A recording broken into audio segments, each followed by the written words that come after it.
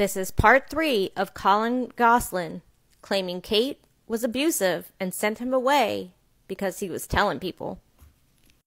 And we left off with looking at the 2017 letter that Collin wrote to John asking him to save him from the facility.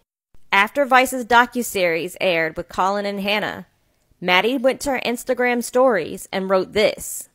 I never wanted to have to speak up about this in order to allow my brother the ability to live privately after the conclusion of our family's TV show.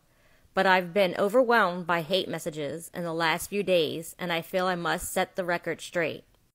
I do not owe my allegiance to any person or persons who have physically threatened me and every member of my immediate family, some incidents as recent as last year. Further, I will never allow someone who has exhibited hateful and even violent behavior towards others based in their racial identity, gender identity, or religious belief to be in my life. Kindness, tolerance, love, and acceptance are core values in my life, and I refuse to compromise them for anyone, even my brother Collin, who has unfortunately made his opinions very clear in private. For me, there is no further conversation to be had about rebuilding relationships with anyone in my life after reaching the point of physical violence and hate speech. I cannot speak any further on why Collin has done these things, just that I have witnessed them. I've had hundreds of people messaging my private accounts with the most hurtful words you can imagine in the past few days, all without knowing the full truth of what we've been through. I'm asking for peace and privacy and no more hate mail going forward. By the way, I'm not the authority on what trauma others have experienced, but I am the authority on what I have experienced, and I've reluctantly shared that with you today.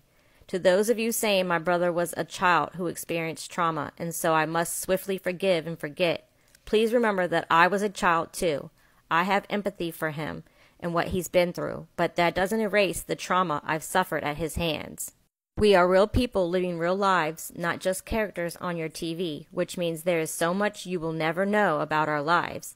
There's no need to take sides. Please just be kind. After Maddie posted that to her Instagram, Kate went to her Instagram and posted this. I have never wanted to have to do this, but I feel I have been backed into a corner and left with no choice. Although it saddens me to do so, I need to speak out now.